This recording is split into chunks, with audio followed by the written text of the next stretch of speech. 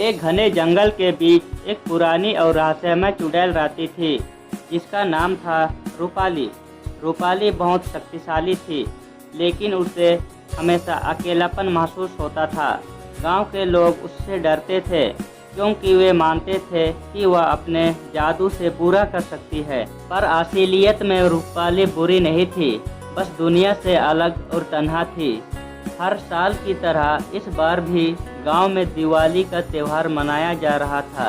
पूरा गांव रोशनी से जगमगा रहा था और हर घर में मिठाइयाँ की महक आ रही थी।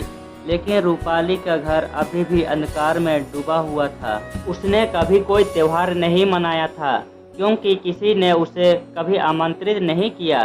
दीपावली की रात गांव के सबसे छोटे बच्चे ने अपने माता पिता से पूछा, माँ, वह जो बड़े पेड़ के पास रहती है, वह चुड़ैल क्यों कभी खुश नहीं दिखती? क्या उसे मिठाई नहीं मिलती? बच्चे के इस सवाल ने माँ बाप को सोचने पर मजबूर कर दिया। उन्होंने कभी उस ओर ध्यान ही नहीं दिया था। अगले दिन गांव के कुछ लोग बच्चों के कहने पर चुड़ैल के घर मिठाई और दियों का थाल लेकर पहुँचे।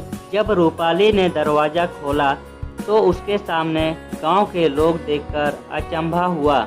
ये सब मेरे लिए? उसने आश्चर्य से पूछा। गांव के सरपंच ने कहा, हाँ चुड़ैल माँ, ये दिवाली के उपहार आपके लिए है। हमने सोचा अपने कभी त्यौहार नहीं मनाया, तो इस बार हम सब आपके साथ मनाएंगे। रूपाली की आंखें भर आई। उसने कभी सोचा नहीं था कि लोग उसे उपहार देंगे और उसके साथ त्यौहार मनाएंगे।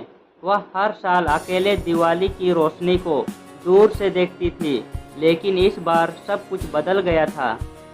उसी शाम रूपाली ने अपने घर को पहली बार दियों से सजाया और मिठाइयाँ बनाई।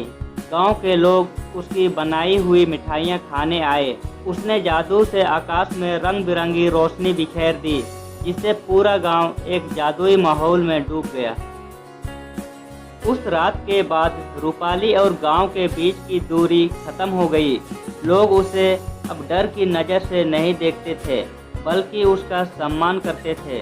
और रूपाली वह अब अकेली नहीं थी। उसके पास अब ढेर सारे उपहार थे, मिठाइयाँ, दिए और सबसे बड़ा उपहार था प्यार और अपनापन।